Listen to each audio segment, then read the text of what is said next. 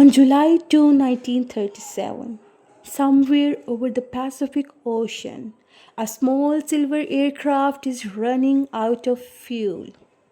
Inside sits Amelia Earhart, the most famous female aviator on earth. Beside her is Fred Noonan, an experienced navigator. They are searching for the tiny island called Howland. A United States Coast Guard cutter is waiting for them. The ship is transmitting radio signals. Earhart knows she should be close, but she cannot see the island. Minutes pass, the fuel supply continues to fall. Then comes a series of increasingly urgent radio transmission, and suddenly silence.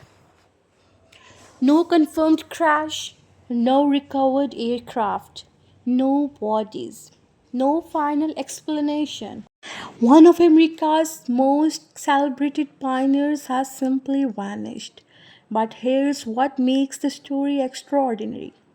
Some people believed Earhart survived. There were mysterious radio signals, possible clues on remote Pacific island, claims of Japanese capture, and decades later, investigators would still be searching for the aircraft. So, what really happened to Amelia Earhart? Tonight, we follow her final journey from her greatest achievement to one of history's most enduring mysteries. Amelia was born in Kansas in 1897. From an early age, she showed an unusual independence.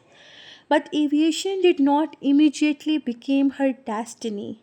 That changed in 1920 when she took her first airplane ride. The experience lasted only a few minutes. For Earhart, it was enough. She wanted to fly. At the time, aviation was dangerous, expansive, and dominated by men. There were no GPS satellites, no modern cockpit computers, no sophisticated weather systems. Pilots depend on maps, compasses, radio equipments, and celestial navigation. Earhart learned anyway. She worked to pay for lessons, bought an aircraft, and began establishing herself as a serious aviator. Then came the flight that transformed her into an international celebrity. In 1928, she crossed the Atlantic as a passenger. But Earhart wanted more. She wanted to prove that she could do it herself. In 1932, she became the first woman to fly solo across the Atlantic.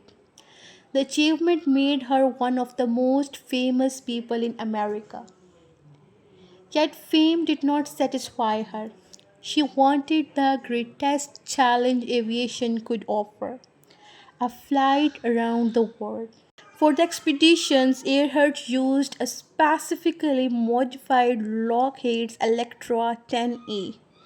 The aircraft carried enormous quantities of fuel. Her route would cover roughly 29,000 miles. The journey would take her across continents and oceans. One of the most important members of the expedition was Fred Noonan. He was an experienced navigator who had worked for Pan American Airways. Earhart could fly the aircraft. Noonan had to help determine where they were, and their partnership would eventually become crucial because the final stage of the journey would demand extraordinary navigational accuracy. Earhart's first attempt in March 1937 ended with a serious accident during takeoff in Hawaii. The Electra was damaged. The expedition was temporarily abandoned. But Earhart refused to give up. The aircraft was repaired, the routes was changed, and in May she began another attempt. This time, the journey progressed successfully. She crossed the United States, then Atlantic, Africa, Middle East, Southeast Asia. But late June, she had already completed most of the journey. Only one of the most dangerous sections remained, the Pacific.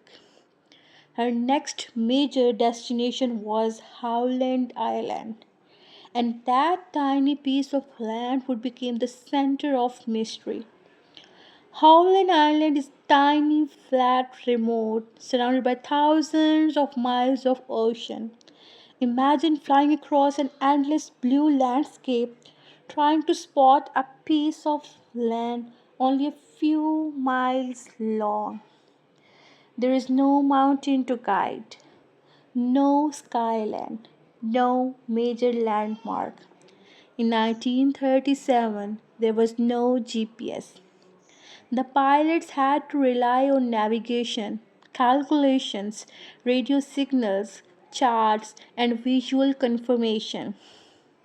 The Coast Guard cutter Itasca was stationed near Howland. Its crew was prepared to communicate with the Earhart and help guide her toward the island. The plan seemed reasonable, but communication between the aircraft and ship did not work perfectly, and that imperfection would become critical. On July 2, 1937, Earhart and Noonan departed Lae, New Guinea. Ahead was approximately 2,500 miles of open ocean. The aircraft carried a heavy fuel load, but even a large fuel supply has limit. The Itasca waited at Howland. As Earhart approached the area, radio transmissions began. The ship could hear her, but determining her exact position was another matter. Earhart was struggling to locate the island. The Itasca attempted to guide her, yet the aircraft remained somewhere beyond the visual range. Every minute mattered, every transmission mattered, every navigational calculation mattered. And then came the most frightening development. Earhart was running low on fuel. The aircraft needed to find land. It needed to find it soon. Earhart continued transmitting. The Itasca kept listening, but Howland Island remained unseen. Eventually, the radio contact stopped. The Electra never appeared over the island.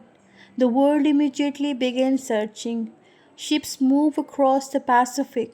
Aircraft flew reconnaissance mission. Searchers looked for wreckage, survivor, or any sign of missing crew, but nothing conclusive was found. The aircraft had disappeared into one of the largest environments on Earth, and that created the mystery.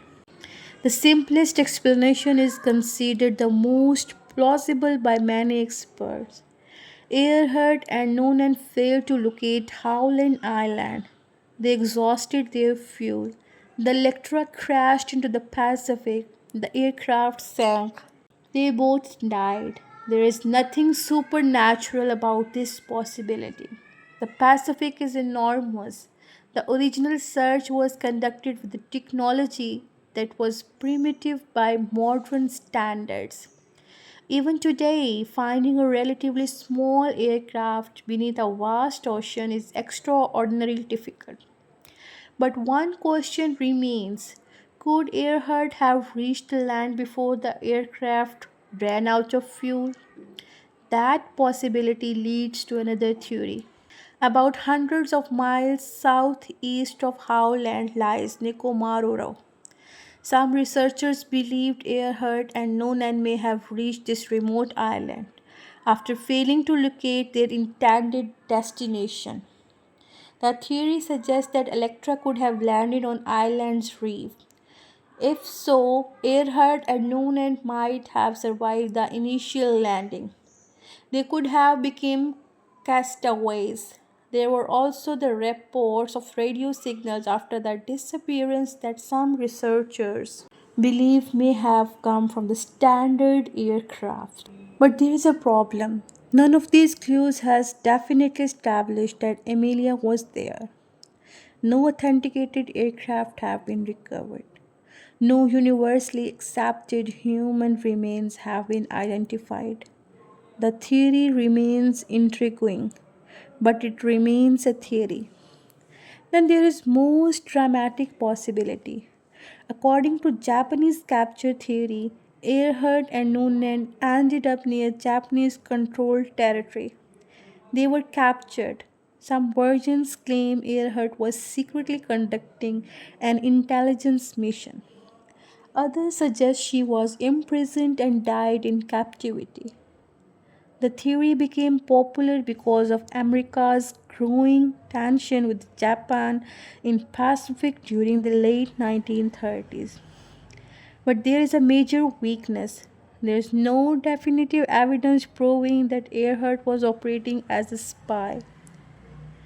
In 2017, a photograph was even promoted as a possible evidence that Earhart and Noonan survived and were being held by the Japanese.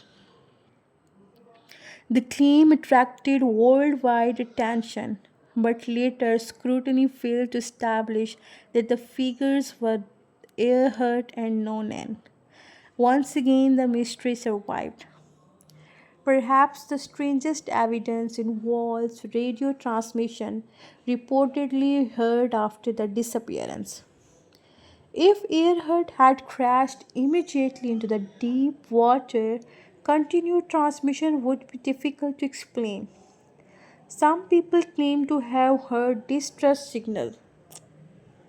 Others believe that received messages from the stranded Earhart.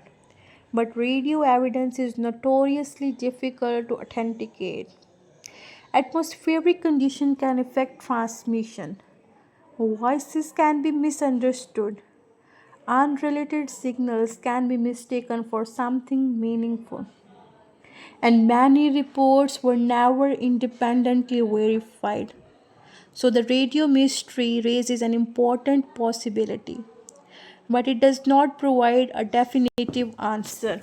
But that does not necessarily mean the aircraft landed somewhere mysterious. The Pacific covered an enormous area. A submerged aircraft can disappear into deep water. Currents can scatter debris. Metal deteriorates. Search technology in 1937 could only examine a fraction of potential area. Modern expeditions have returned to the Pacific using sonar, underwater vehicle, and advanced mapping systems. Yet no discovery has settled the case. After nearly 19 years, historians still cannot provide a definitive answer. Perhaps the reason this mystery still fascinates us is not simply because Amelia disappeared. It is because of who she was before she vanished. She challenged expectations.